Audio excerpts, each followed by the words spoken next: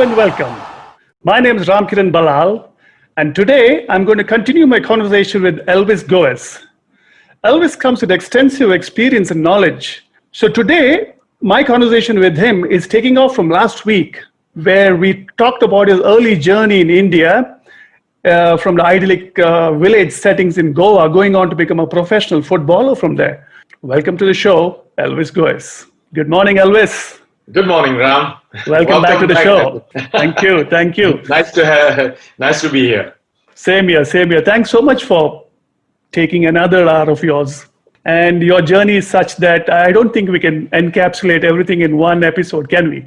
So, so I thought maybe even 3, 4 for all you know. Let us try and put it in 2. Yeah.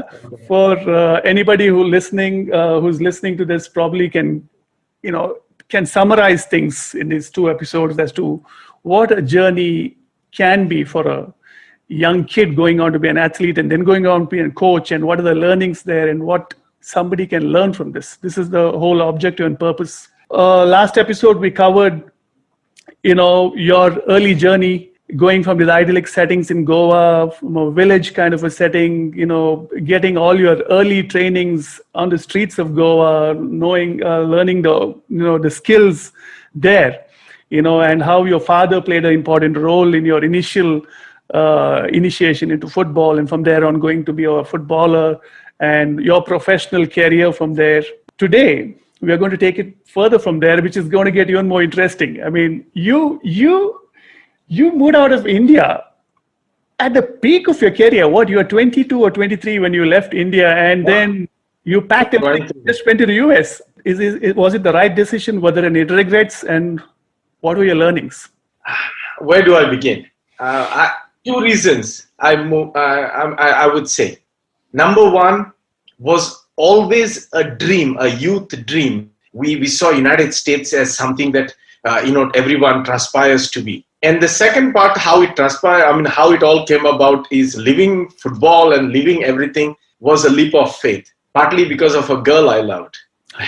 So I fall in, yes, absolutely. It's a story to be told anyway, but I would say I fall in love with this girl, who is my wife today, by the way. So it's that interesting. Yes. So, and her dad moves her out of Goa to go to school in USA, hoping that the distance will breach the and separate the two.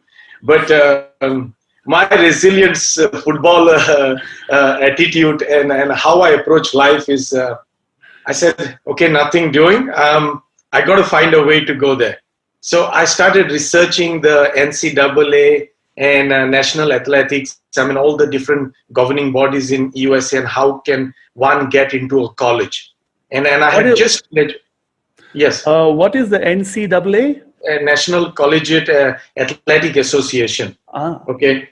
And there is also NAIA, and then there is a National Junior College Athletic Association. These are the governing bodies which governs and we'll go to another. I can explain it a little further. I made everything possible within my means to take this journey, and I said I'm going to go to USA, and by golly, everything fell in place, and there I was in 1991 July, on my birthday actually. I reached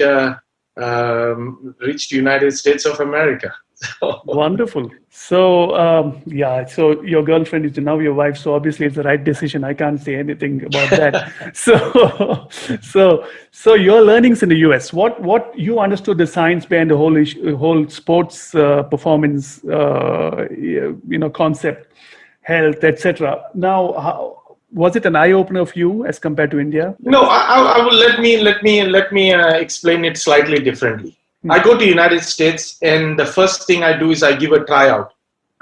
Salt Lake's team, it's a professional league at that time, APSL.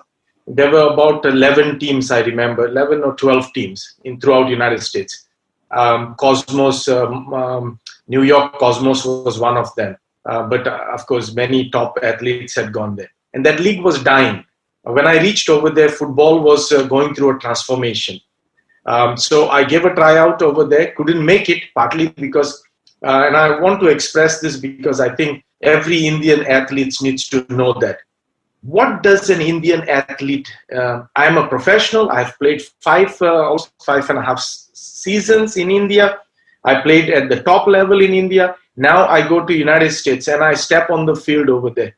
And one thing I lacked, I would say, was my physical. And when I say put it in physical fitness, I put it in every aspect of it, like the speed, the agility, the coordination, the explosiveness, the power, all those elements we had never focused on.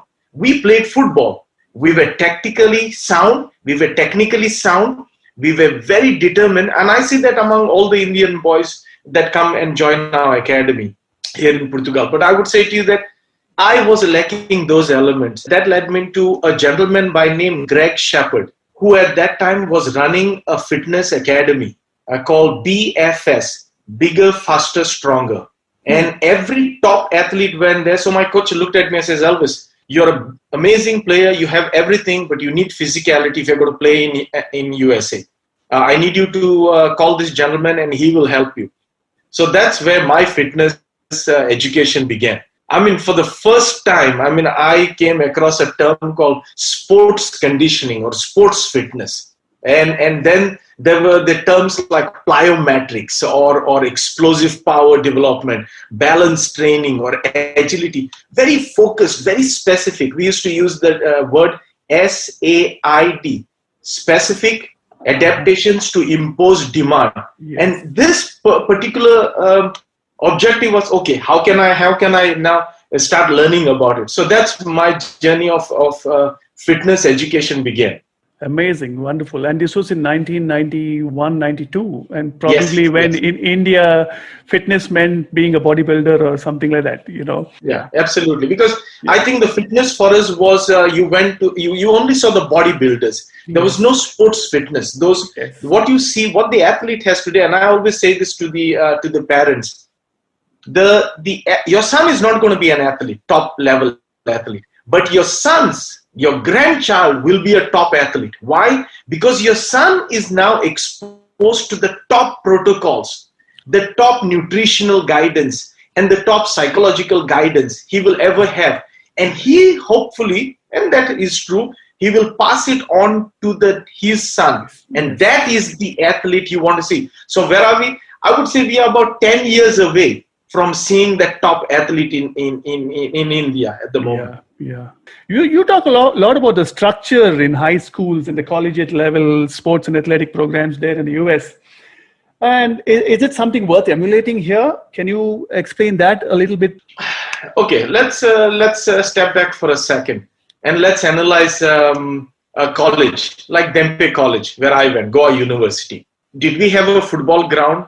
Did we have a sports program? No, nothing, zero, absolutely not. However, we did play sports. That means what? On one given day, we went to the beach and we played sports. Did we have a football ground or an athletic complex with a gym and a physiotherapy center and a swimming pool? Far from it. Yes. However, fast forwarded in 2000, for example, and you see the international schools in Bangalore or in Chennai or in Hyderabad or in Delhi. What do they have? They have every single thing. So going back to United States, academics and sports go hand in hand. There is one without it doesn't exist, because the whole economic model is based on that.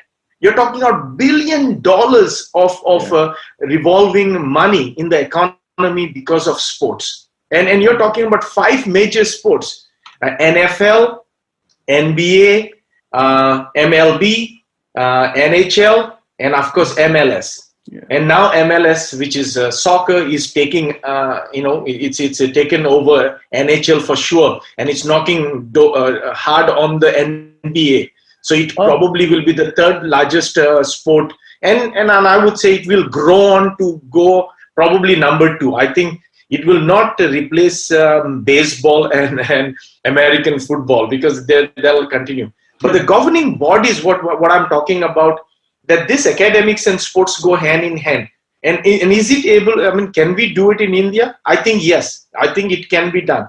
But it can be done in pockets. International schools needs to coordinate it with the state level governing bodies and implement the program that way. That way, the competition is held and the state government supports it and gives the due credit to the athletes. Because having a sports certificate that you played collegiate, it is sort of like a trump card in your pocket. That way, when you go for a job interview and things like that, it helps. For sure, it helps, and it opens up a whole lot of other doors. So yes, it can be done. The governing bodies that are there, if you look at it in India, yes, they are in place. SAG, I mean, Sports Authority of Goa is governed by SAI, and then there is the Sports Ministry. The trickle down effect is there. Then the local association, whether it is if you go in Karnataka, the Karnataka Football Association or Karnataka Hockey Association or the Athletic Association. So the infrastructure or the organization is there. Do we have the correct players? That's a question I think only people in India can answer. Yeah. Look, I'm just going slightly off for a moment, but I think you're qualified enough to just answer it anyways. No, you talked about the international schools having this and, the whole structure there. Here we have this, yeah, like you said, in all international schools in Bangalore, all the metropolitan cities, and even the B centers, you have a lot of facilities now. But if you see the actual events which happens in the national level or the junior levels, you see a lot of people coming from who studied in government schools, who are coming from rural areas. They're the ones who succeed, not necessarily the ones who are studying in this international school. So there's something missing there, isn't it? They have it's like having the autobahn with the auto rickshaw going on it, I feel. So there's something, there's a missing link in this whole thing. You're opening a Pandora's box over here. I think we'll be touching this. I think we will be touching this point, but let me briefly explain to you. Yeah. You get an athlete that comes from top colleges or top families or a wealthy family, well-to-do, I mean, he's got an initial good foundation, coaching, everything. There is an element missing over there. And that element is what I call the desperation.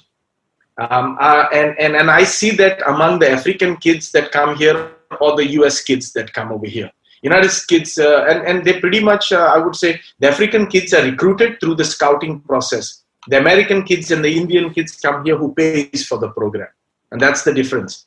And you see the same thing in India. The international school fees, I mean, they have to pay to go over there and enjoy those facilities. And now, of course, there are finer things that needs to be talked about. But I would say it's just like what I see over here. One is a paying guest, and the one from the rural villages who is paying probably, say, 100 rupees a month versus 1 lakh rupees a month. That's the difference. This kid is hungry, desperate, wanting to be someone, and this one is all settled and there, and he knows where he stands. Yes.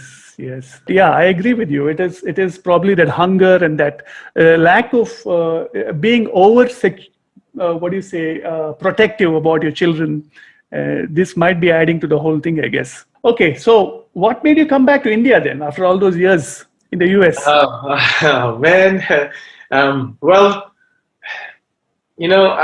You cannot see. I could never claim because after 5 years I was offered the US citizenship by virtue of being married and living there legally and crime free. Let's put it that way. When I went for the interview, I remember he says the officer said to me, "Are you going to take the American citizenship?" And I said, "Sir, do I have to?" And that guy was offended by it. I mean, really. And he said, "It's a privilege to be an American citizen." And I had to back off, and I said, I absolutely understand. And because there was a line in the corridor over there, yes, waiting to get their citizenship. And here I was saying that I do not want that. Partly because of two reasons. Number one was India doesn't allow you to have a dual citizenship. Right. So I could have a green card and I can still have an OCI status for that matter, or an NRI, and I could still enjoy the benefits of India. But the reason that brought me back to India was two main reasons. Number one, I definitely wanted to give a taste of India to my sons. I did not wanted them to be total strangers to the Indian culture, tradition, paramparas, everything. What I had experienced, whether it was a Hindu festival, whether it was a Muslim festival, whether it was a Catholic festival, I had experienced it all. The foods, the taste, the colors, and I wanted them to have a piece of that. Because tomorrow, I have seen my family's other sons who have come when they were teenagers, they hated India. And so I thought, okay, let's take them early. So that was number one. Number two was after 9/11, things changed. Where a random pick of the day in every airport. And I used to joke about it with the SAF officers, immigration officers. They would say, "Gentlemen, please step aside. You are the random pick of the day." And I, why am I the only random? Is it got to do with the color of my skin or the way I speak? I remember we used to work because I lived in the Intermountain region. So my area of movement, in whether in sales and everything that I did, was Idaho, Wyoming, Utah, Colorado, Nevada. So these are all literally, they are very wide states, and you stuck out like a sore thumb in the congregation. You were the only colored guy, in other words, and that to me was like becoming more and more dangerous, and things were happening. I said, why not go back to India, because it's an emerging market, and let's see what is out there. So yes, those were the two main reasons that I made a decision to come back. And which year was this when you came back to India? 2006. So you were there for a good 14 years in the US. Yeah, Nice. I came back, but of course I still have a home there, and I still have a connectivity. And every summer I went there, but during the first year I was more in USA than in India, because I was working for a US based company in the physiotherapy and sports medicine equipment. And one of the centers I had set up in Malige Hospital in Bangalore. In Bangalore. So yes. So you're now here in India in 2006. What was you were in India earlier, but then you were out for a considerable period of time in your phase of youth. Now you come back to India. What was the first impression? Was that sense of hopelessness, feeling that, what is this? It's still the same here? Or did you think that it has changed, or there's something that can be done here?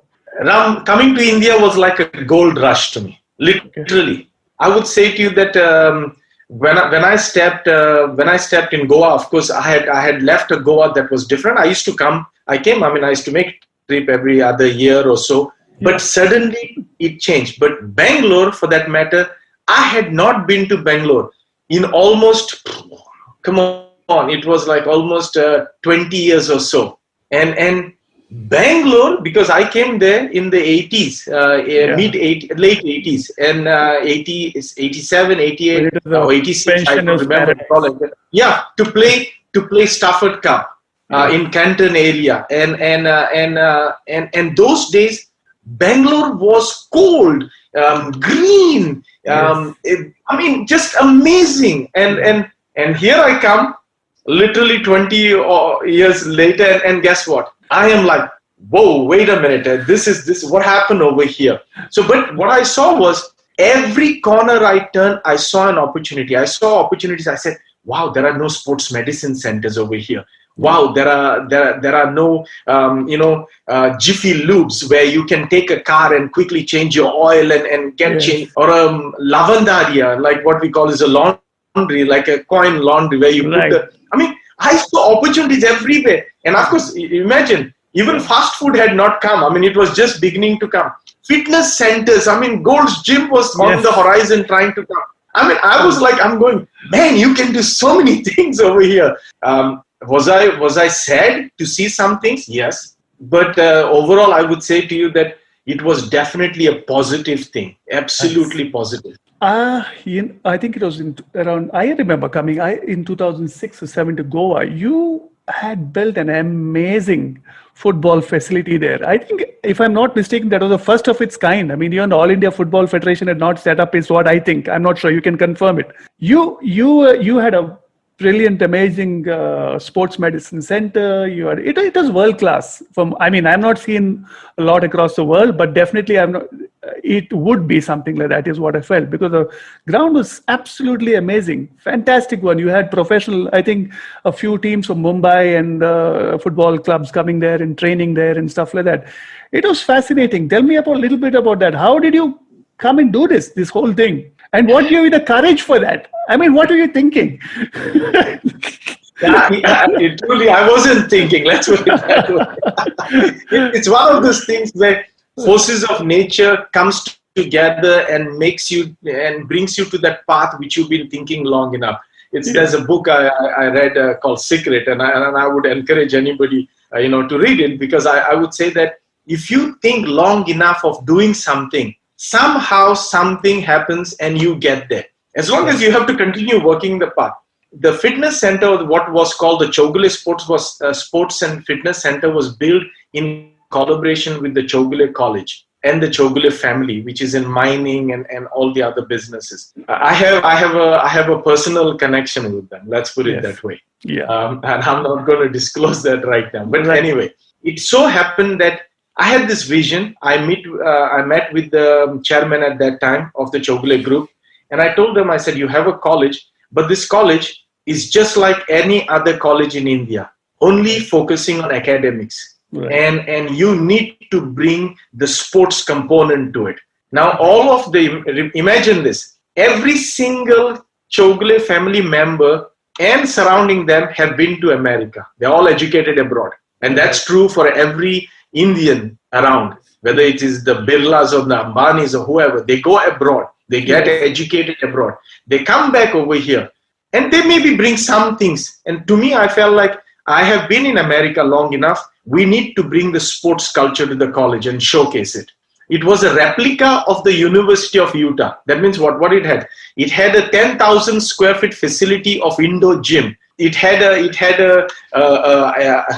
aerobic section. It had a running track inside. Yes. On the bottom, it had a sports medicine center with a spa. I mean, it's still there. I mean, it had changing room, dressing rooms for away and home team.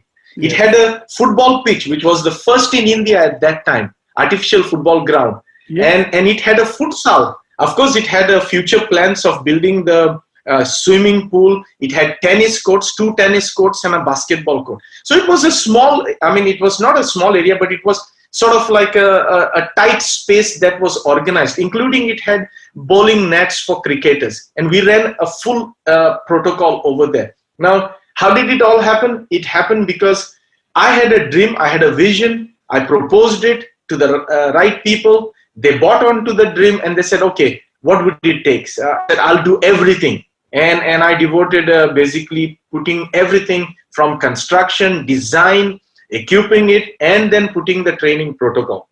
So, yes, it was something amazing, because the first inaugural game was played with Junior India and Senior India on it. And you're right, India at that time, throughout India, I'm talking about, did not have an artificial football ground.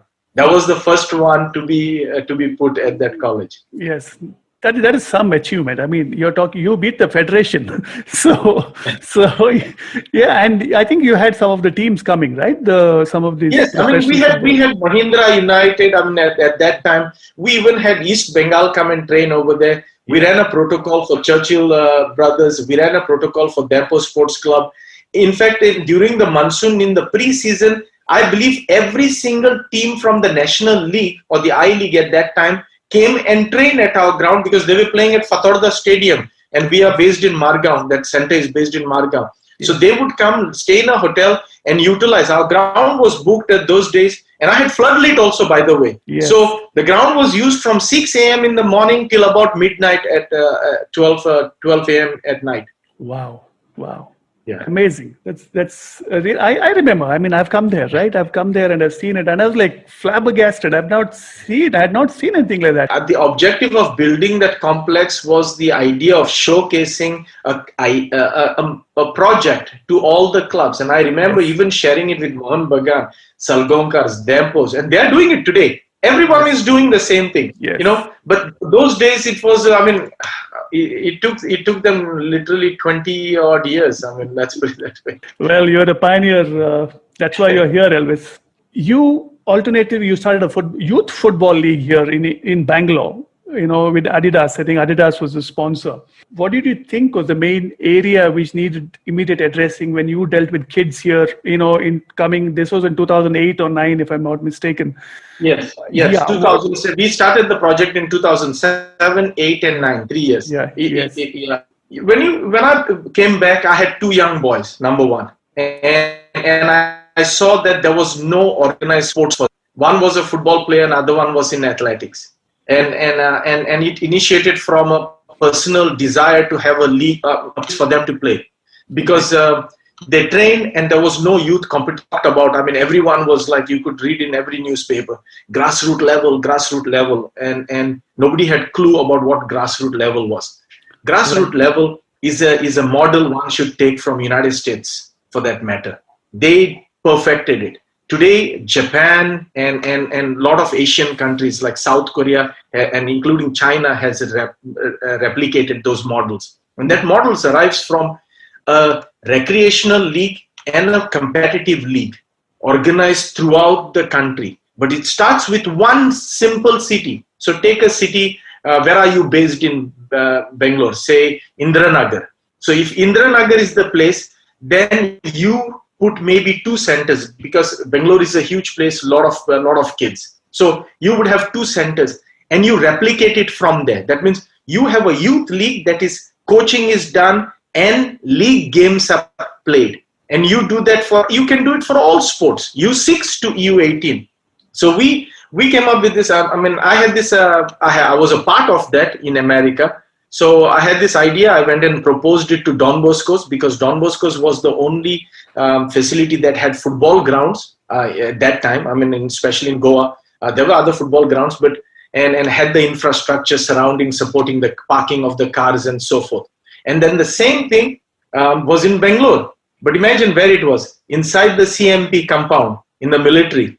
I remember volunteering my time to coach the judokans, the field hockey players and the basketball players in the fitness requirement, and the Brigadier George giving me the space and the authorization for running the academy over there, or this youth program. Wow. Yeah. So I went and pitched that idea. Once I got the whole thing together, I flew to AIFF. Mr. Albert Kulas was there at that time. Pitched him. I said, you need to create a youth football organization. Because AIFF doesn't have that, and I showed him the organization chart of United States Soccer Federation, how the umbrella, the presentation. Yes, we will do it. Nothing happened. While I was in Delhi, a very good friend of mine, Adiraj Singh, said, hey, wait a minute. I had reached out to Adidas. He said, why don't you come in and pitch your idea over here? And there was another gentleman in Bangalore, Sukhwinder Singh, and Sukhi was with Nike. So I said, I told Sukhi, I said, I like Adidas. I'm personally, because my first pair of professional boots, soccer boots, football boots were Adidas, not Nike. And I said, I like Adidas. I'm going to go pitch them. I went to Adidas in the corporate in Delhi. The chairman, the head of the group was there, Federson at that time. And he looked at me and he says, went through the whole presentation for about 30 minutes. And he says, don't leave, just wait there. He goes inside, he writes on a piece of paper a quick MOU saying that we would like to sponsor you and take this India-wide. For 5 years, we'll support you. Right. But then we want the associations and the federation to take it further, because I like this idea. And I tell you, I just sat there and I go, what just happened, guys? And they gave us full support. Equipment support, in terms of, they never gave us money, but they paid all our bills of infrastructure. And what we did was, we sold a membership to be a part of that program. Now, there's one really an amazing story that took place in Bangalore, which really touched my heart. When we organized the league in Bangalore, I got the kids to, of course, who could pay 2,500 rupees for a whole season. To come, it was like 2 training sessions, and a weekend game, and a full Adidas kit. Everything for 2,500 rupees. And for how long was this? Right. It was run for basically 3 months league. 3 months, then a gap, and another 3 months. 6 months program. And you are put in a team, and you have a coach assigned to you. That money, what I collected, was to pay for the refreshments and the coaches and so forth. There was a program called Parikrama. It is run for the sort of like the orphanage and kids who are from low income areas. Yes. In fact, I would say I wouldn't even categorize. They are below the poverty line. So we opened up to include those boys as part of the league, and we'll say we'll take these 50 boys and we'll distribute them in all the leagues, all the teams based on their age. These kids, when they showed up on the first day, imagine the Adidas kit was given to them, amazing socks and everything, and then they don't have shoes. Well, I mean, they don't have football cleats. They came up with some tennis shoes, and they're broken. I mean, so I made an announcement at that point to all the parents and all the kids, and I said, I need you guys to bring whatever you can, all your used equipment, shoes, whatever you would like to. There will be boxes over here, because we want to donate this stuff to the players who do not have. And that was I mean, like, to me, I still have goosebumps about it, because I remember my youngest son rummaging through my pantry, picking up food cans, and I said, what are you doing? He says, you made an announcement that we have to take food and we have to take things, and he's got all some of his new gear also. I said, what are you doing? I'm giving it away because I don't use it.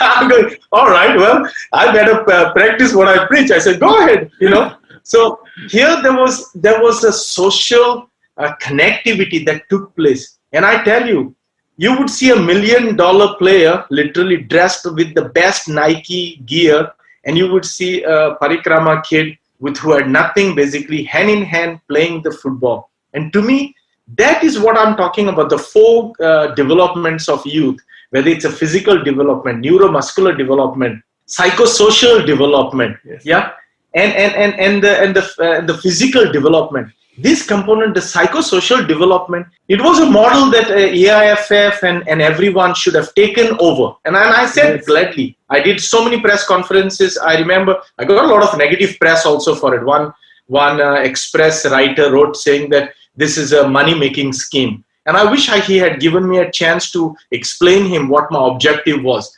But unfortunately, that's what he wrote, and that's okay. There's always going to be the negative part of it. Yes. But yes, it was one of my most passionate projects in India. Oh, amazing! That's amazing. Yeah, that makes it all worth it, right? This whole being in this, training kids and all that. You did this youth football league. I'm just coming to a different question next, but I want to ask you this: how do you get the coaches for these events? Tell me about the coaches in this country. What do you think about that? I'm not going to open my mouth. I'm just going to ask you the question. No, I don't. Let's put it this way. I have a great deal of respect, because had I not been to America, I would have been in the same shoes where every friend of mine is today. And I say friend but of course, things have changed with the advent of internet and Google search. Of course, things have changed today. So they don't have a real excuse as of today. But back then, I mean, even in the earlier stages, people did not know how to go seek for information. What to look for, and there, because even if you go on the internet, even if you go on today, there is clutter of information over there, and you do not know what fits where. Yeah. How did I get the coaches? We made an announcement through the Karnataka Football Association. There was a very nice, fine gentleman over there at that point who assisted me. Mr. Alba, if I'm not mistaken, and he said to me, I will pass the word about. So I invited all the coaches, conducted a 1-week training program for them, classroom and outdoor session in all components. Took my manuals, and then of course there was a copyrighted material, but some of them were training sessions I had designed in America. Duplicated everything, my entire dossier of youth training from U6 to seniors. and gave a copy to every one of them.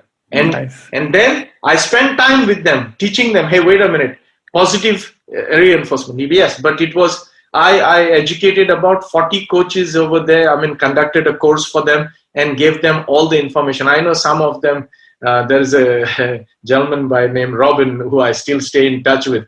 He still remembers, he says, hey coach, I still use your fun games. So, You think there needs to be more done with the development of coaches, their knowledge base, getting them up to skill? Are they part of the problem with this whole challenge of getting children, participating more and more in sport? Is a coach driving away a kid? It's as simple as that. I would say, I mean, let me answer it this way. I would say the federations and the associations definitely needs to do more in the education of coaches. Absolutely. Yeah. And I think they're failing at it 100% in that department. Yeah. Partly because it's become a weeding process. Only if you have money, only if you have time, you can get certified. And that should not be the case. Right. I would sincerely say that the JSW or the Birlas or the Ambani's groups, these governing bodies have so much funding available to them that they could launch free education for every single coach. Yeah. Like what it happens in many foreign countries, including United States. That information is available at a certain level. If you're going to go higher, then of course it costs a lot of money. But at one point, so it needs to be implemented. I would say coaches are not really the problem. I would put the blame on the governing bodies who are taking care. And yes, of course, now you have an uneducated coach who is not well prepared, who's taking care of the kids. Correct. Doesn't know how to speak to them, doesn't know what really is involved in training. Many of them do, and which is not fair for me to say, because I know some of the coaches right now in India are well versed. They have every information that UEFA licensed coaches do. Yeah. But it is like a drop in the bucket, literally. Right. That's the problem. It's not enough. Yeah. Yeah. Dealing with it on an everyday basis, you find that's an area of concern as well. I remember, I know you for about, 15, 16 years now. Yeah. I remember you talking about something, creating a kind of a model like the ISL, which is happening now, the Indian Football League. Yes. Right? Indian Super League, ISL and I League. Super League. Yeah, you were talking about this way back in 15 years ago. And you were even contemplating once that you should, make a team for Bangalore and stuff like that. Yep. So this was right then. I mean, were you like way ahead of time, or is football late? I don't want to live in the past, for sure. I do not want to also live with the phrases like I should have, could have, would have.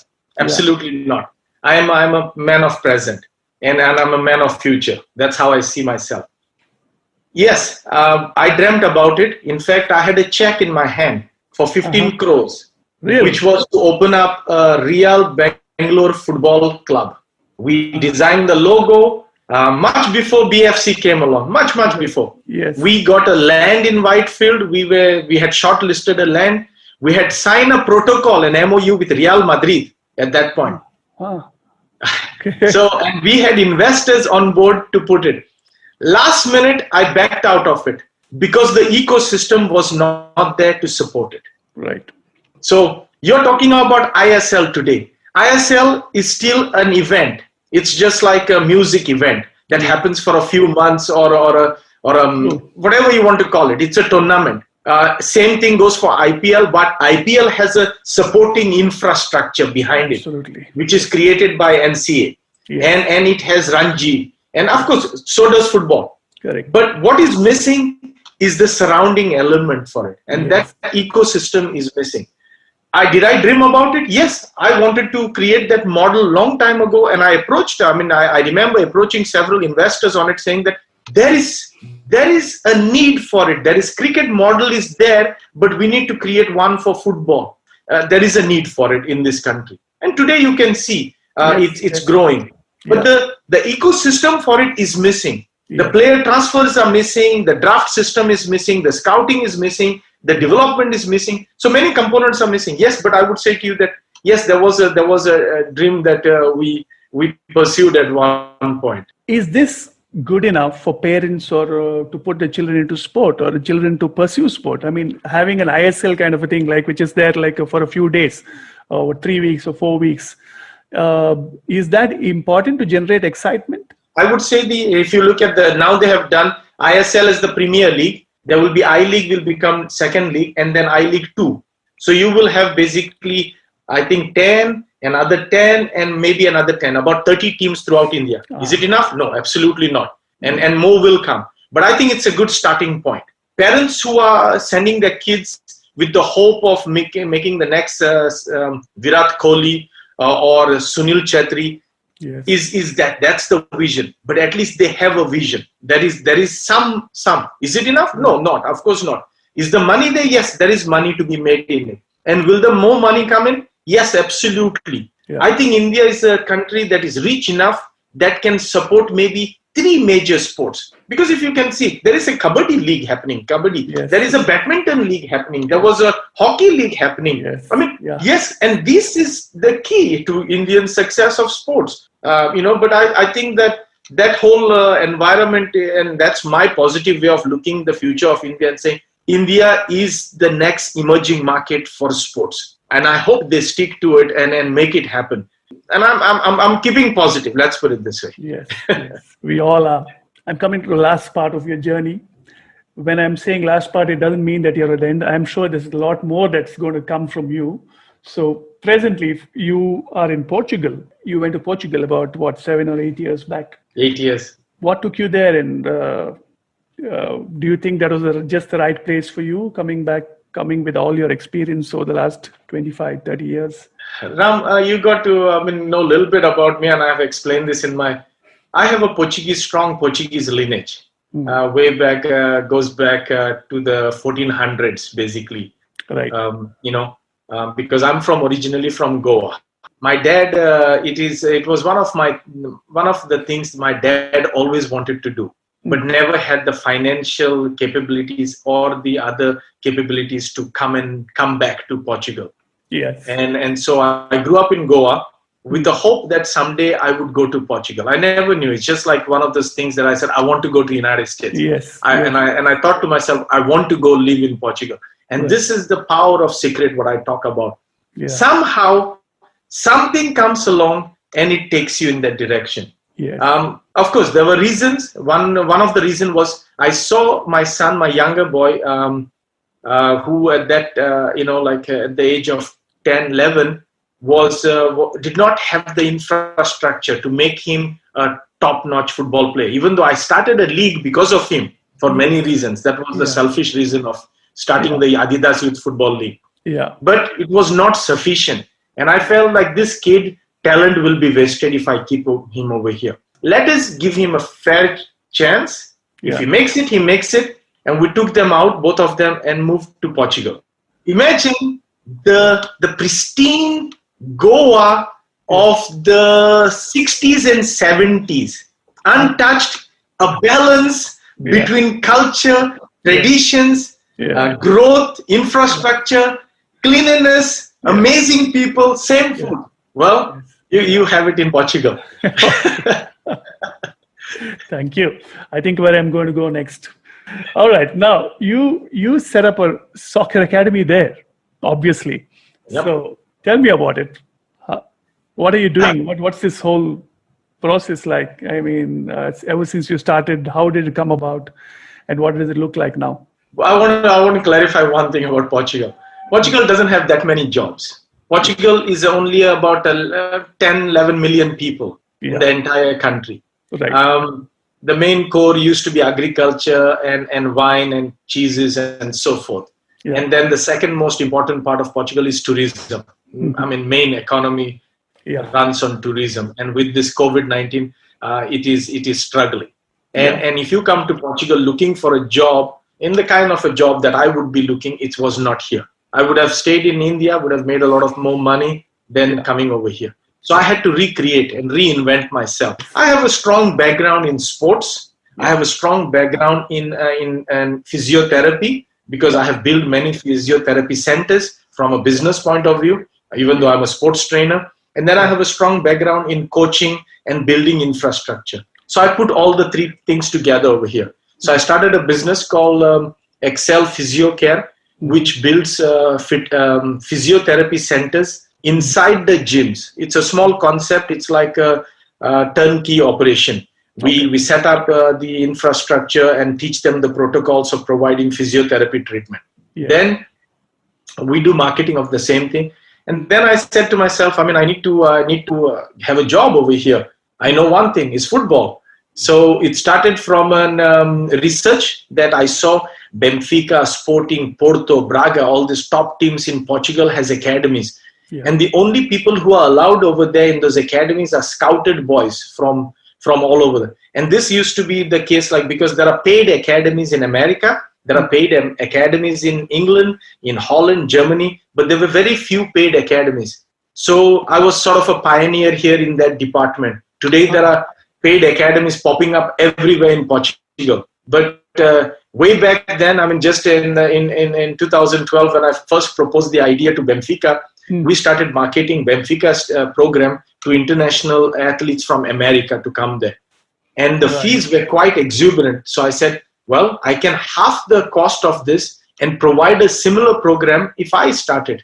Yes. So I met with some coaches. I met with the local clubs in Portugal. And Portugal has an amazing infrastructure for football. And that's something we need to talk about in detail. Yes. Because I think that is a model that can work in India. Right. So put two and two together. I went and I leased a ground. I leased a large housing complex where I can house the boys, hired a cook, hired drivers, bought a few vans, and boom, I am here running a football academy. Awesome. So, in fact, I'm missing out my training this morning because of you. Because no, all my coaches are on the field, and we have tryouts going on right now. And we have a whole lot of Americans and Indians and boys from UK with a Goan heritage have come here. A lot of Africans, a lot of Portuguese. We'll have about 60 boys on the field at the moment doing a tryouts of selecting. Yeah, we are selecting two teams, junior team and a senior team to play in the league in Portuguese Football Federation League.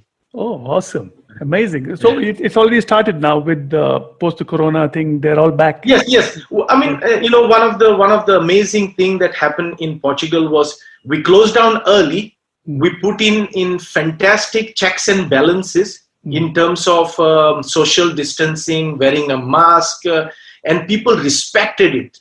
Thoroughly. Nobody complained about it. Nobody was infringing on your personal rights when we said, if you do not wear a mask, you do not enter. Yeah. Period. And people followed it to the T. And guess what happened? Our cases went down, absolutely, and the economy went up in terms of opening. So our football program is open. Colleges are opening this weekend, actually. So everything is back to normal. Yes. Do we have a fear? Yes, we do. And there are checks and balances in place. When a kid enters the stadium, we take a temperature. We give them hand sanitizer, and they have to wear a mask till they enter the field. Once they enter the field, they are playing. And we ask them to wash their faces, have a bath, have a shower, change into their clothes, and go home. Wonderful. That's good to know. So, you dealt with, you've trained children here in India. You had this youth football league. You're in Goa. You trained children. You were in the US. Now you're in Portugal. You're with the young athletes. Tell me what's the main difference you see between children in India and the other few places that you experienced? Is there any major difference that you see between the children from here and in Europe or US? Okay, so let's. I have discussed this, I think, earlier on also. If you take a model of a youth athlete or an athlete in particularly, you have to have 4 components to it. Yes. The fitness component, the technical and skill component, the tactical component, and the psychological component. So I'm not going to give you all the negatives. I'm going to give you the positives. So let's take an Indian athlete and let's take only the positives out of this 4 components. What does the Indian athlete we see in an Indian athlete when he comes over here, or even the Indian athletes that I worked in India, whether it was Pramila Ayappa when we treated her, or Bobby Anju George when I worked with Bobby over there, or Arvind Bhatt when I did with Prakash Padkone's academy. So for me, what I see is this: Indian athlete has a great composure, mental composure. He belongs. Correct. He's focused. He's amazing at respect. He follows to the T what you tell them. The part that is missing is, and I think that is something the coaches and Indian culturally needs to change. A coach is a facilitator, not a Gestapo or not a army general. Enforcer.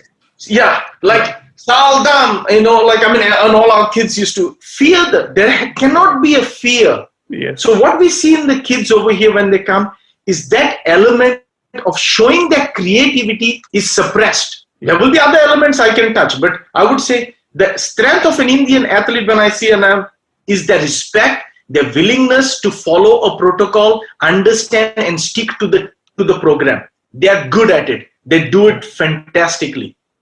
Take an American athlete. It's a different ball game completely. Yes. American athlete, in the 4 components, they are athletically far superior than the European athletes. Yes. Athletically. So what do they bring to the table? They bring their athleticism. Yeah. If you look at the other components, are they disciplined? Yes, of course, they are disciplined. Those who come over here are focused and so forth. However, one thing Americans believe in themselves is they are their best at everything they do. They have that has been put in them from the childhood. All you can be, sort of a slogan. Yeah. And they bring that. So when they step on the field, they might not have the technical skills or the tactical skills, yet they make it up with the athleticism that they have. Now talk about European as a Portuguese or any European that comes over here in general in the last 8 years, and this is based on limited observation, right? Yes. So I mean, I'm not a qualified individual to make this. The Portuguese athlete over here or from that, he's a family oriented. Football or sports is come as a passion. Right. It's brought through the dad who took him to Benfica game or Porto or Sporting game. He watched the game, he wanted to be there, and he's got the love, and he's been every day. Dad is watching the TV and telling the kid, and so that knowledge of the football he brings. So I'm basically summarizing for football. Okay, I'm not going to all the. So from a footballer's perspective, if you look at an athlete overall, that is the key. I mean, Indian has some specific assets. The Americans have specific assets, and the Portuguese have specific assets. And I think rest of it can be easily worked out. But that element of belonging and bringing out the creativity is something the coaches needs to seriously look at in India and say, wait a minute, am I stifling this youth? Am I stopping him from his growth? Why am I telling him what to do on the field? Let him have his say, because he is ultimately the athlete and I'm just a facilitator. Yes, very well said. So Elvis, you always say that, if we're given the right kind of training with the right intent, any child can get healthy or fit, any child. And you personally have examples there in Portugal of children transforming. A little bit about that. Okay. I would say every child should go, a normal child, okay? Yeah. Normal, healthy child should go through a sports, through some physical activity since they were little. From 3 years onwards, they should be involved in it. The transformation process, what I was referring to is that if you take a normal, healthy kid at the age of 12, who has got some basic fundamentals in him, not all, but basic. And I'm going to share you this story because I have not taken his permission to do so, but I don't think he'll mind it because he's a kid that I I raised him for the last 4 years over here. Okay. His name is Rutvik Kalaria. Mm-hmm. And Rutvik Kalaria comes from a very prominent Gujarati family from Mumbai. Well-to-do in every essence, well-fed when he came here, I would say. I used to call him Besan Ladu. I used to make jokes about him because, but this kid had no athleticism in him when he arrived here. He had a passion. He had that quality. He had discipline. Fast forward 4 years, Rutvik is a 6 feet tall, chiseled to the bone. I mean, he of course, I got older, and my six pack turned into one keg. and Rutvik say, "Hey, coach, look at my six pack." All right, Rutvik. I mean, I can, Wow. So you can transform. What does it take? A proper training protocol, an environment, a full 10-month season. Because Rutvik went through 10-month season, year after year after year. Yes. And it was the most accomplishing part for Rutvik was that he made the first 11 of a Portuguese league team. Oh, wow. In the seniors. And to me, that was a surprise. Of course, many other boys also did. There was the first two, Tarun, Suhail, Shonak, everybody did. But to me, Rutvik was a prime example because I had no, in the back of my mind, okay, I'll give him everything. I'll try my best. I'm not sure if it's going to be. It was like a, impossible project, which turned out to be fantastic. But so that's what I say. What I would say that you take a young kid, you put him through a proper molding, a proper specific process, design on specificity.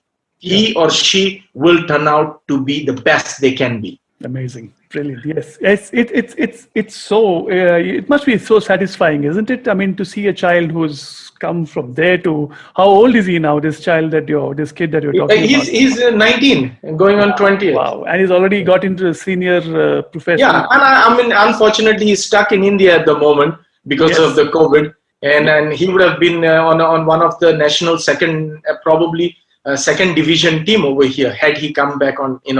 It's some missed opportunity, but I think if he continues with his football career, Rutvik doesn't have to. There's one thing about Rutvik doesn't have to, because Rutvik comes from a very well-to-do family. But if Rutvik continues, he's a future Indian national player. That kind of a quality I'm talking about. Amazing.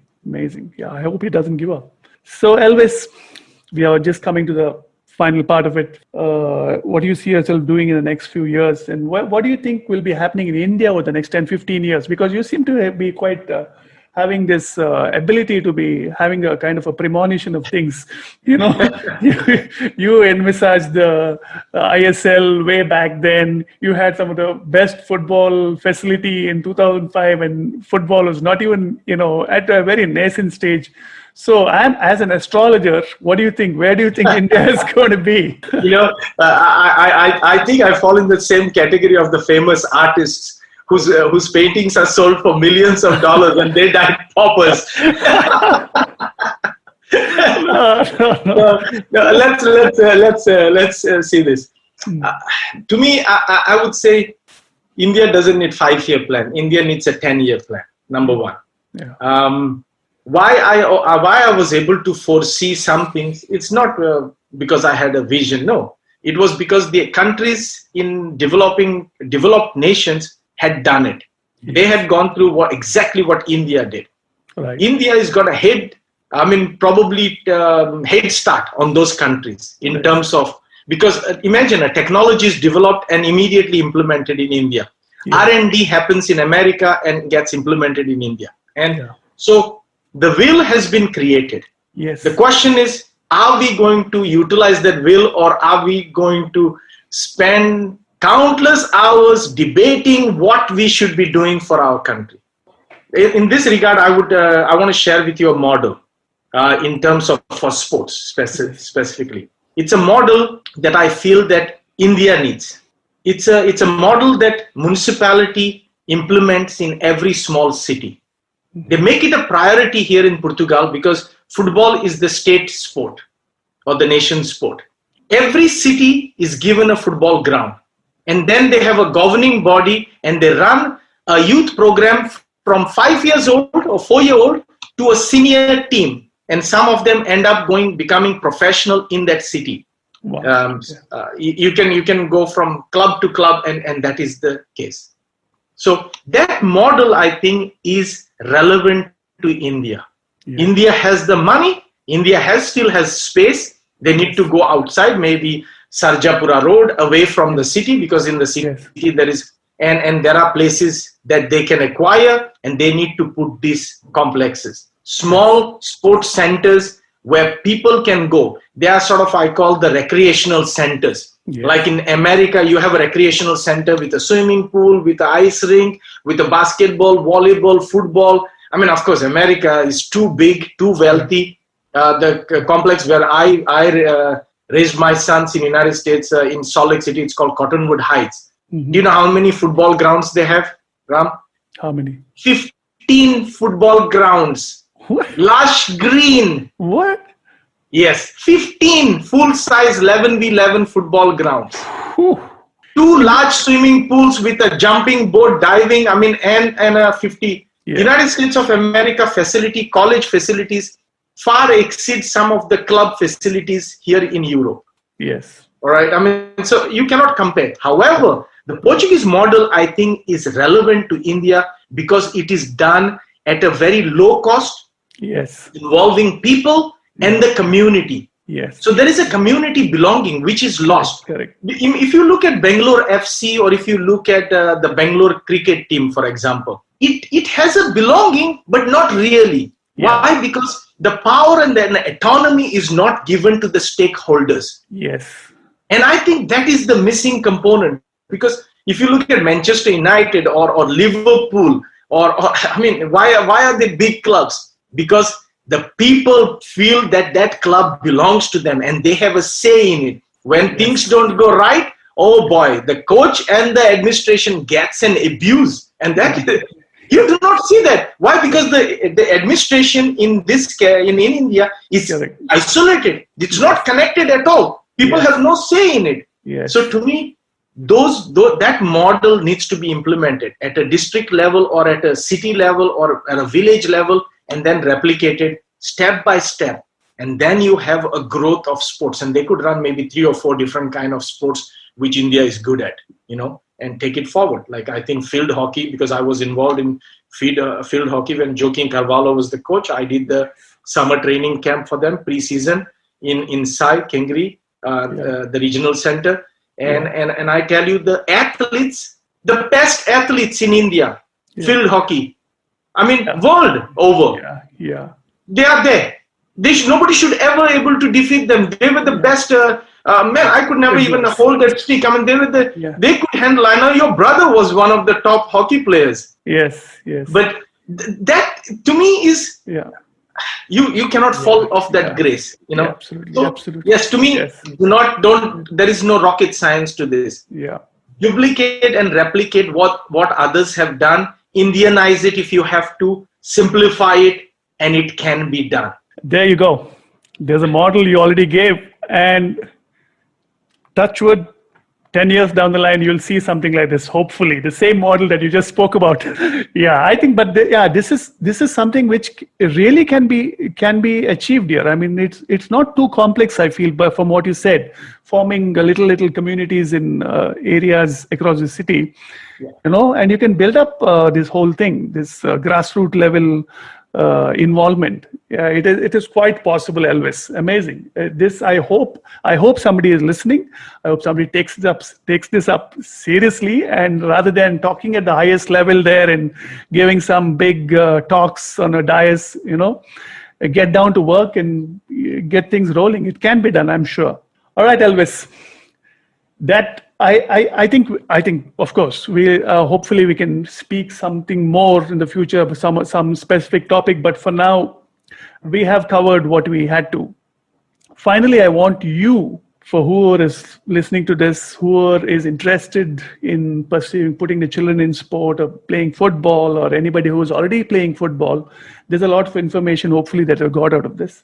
Would you like to tell what exactly you do right now, how to reach you? I would say at some point, if you can, do the courtesy of sharing my URL and my email information. The football, I have basically 2 things that are happening over here. Number one is the coaching education. I created a football platform called the Football Stop, and it has resource providers, including from Bangalore. Ryan Fernando, in terms of providing nutritional guidelines on it. Of course, then we have fitness, psychology, and a very comprehensive youth development, growth, long-term long-term player project protocol on that. Training sessions, videos, everything. So I have that. And I want to take it to India. I want to take it to every corner and nook and corner in India in terms of spreading that knowledge. So that's my passion. The second part of it is an academy. It is an academy for as an elite. For if you have a kid that is sincerely and dedicated football player who wants to explore and see what he could be, or give himself or herself, because we don't have a girls academy at the moment, but probably in the future. At the moment only for boys. Anyone who is 14 years and above, we would like you to come here and experience what it is to be a professional football player. Is it easy? Absolutely not. But they can come here at International Football Academy of Portugal. And of course, we have a URL and domain for it, and we can share that with the parents and experience, because it's a transformation. It's an opportunity to see what level you are, because it's sort of an eye opener for Indian boys. Some of them who come over here, they do not realize what it really takes. And we put them through the crucible. And I have Americans that so yes, that's what I'm doing. I mean, basically as I had said earlier, my main passion and love would be to share this knowledge, to share this information with everyone I know in India, and moreover. And then second part would be to share, to have this opportunity for anyone, including a coach who wants to come and be on the sideline with a professional coach over here. We provide a coaching education program for them. It can be for a month, it can be for 6 months, whatever works out. But mainly we provide the coaching education and the football education here in Portugal with the academy.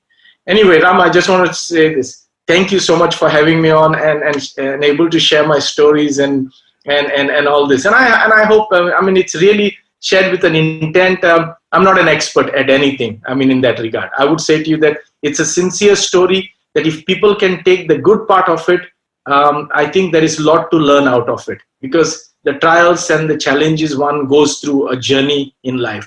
And I truly have had several roundabouts this universe of us. You know, I've gone around this earth several times in search of this. And it has taken me to places, and it all started with football, right? So, and sports. So I would say to anyone who's listening and who wants to follow sports, sports takes you on a journey that you cannot otherwise imagine. Yes. All right. So anyway, thank you. Thank you so much. Thank you so much for that. No. You're being quite humble when you said that you're not an expert or anything, but just your experience is enough to kind of, you know, answer a lot of questions for a lot of people. Yeah. So thank you so much. I'm going to put out the URL and related stuff at the end of this program for people who would want to, you know, see what it's like, or probably get in touch with you. It must be some fascinating experience. I didn't know it was there for coaches as well. That would be another opportunity if there are coaches out there who would want to get an experience of, you know, the international way of training, which is very crucial, isn't it? So yes. Thank you, Elvis. Thank you so much. It's been such a pleasure. I mean, it's always a pleasure talking to you. I mean, there's so much to learn every time also when I have a conversation with you. It's been like that for over the years. You know, and there's so much that I learned through the process. And it was not just an interview for me. It was kind of, you know, a Q&A where I gained a lot as well through this whole process. Thank you so much. Thank you so much. Thank you. So that was Elvis Goes. I hope all of you are listening there had something to learn. There was some takeaway from this whole conversation that we had. It was a good lengthy discussion that we had over the last couple of episodes that we did. I hope we covered a lot of the topics that you all would have wanted to listen to, because he had a pretty fascinating journey, like what I told earlier. I mean, he's gone through the process of being an athlete and now being a coach, and in the countries that matter. I've tried covering as much as I could. I hope this was of use to you, and you found this interesting enough. And going forward, again, very soon I'll be coming up with another guest, and hopefully we can get something interesting there as well.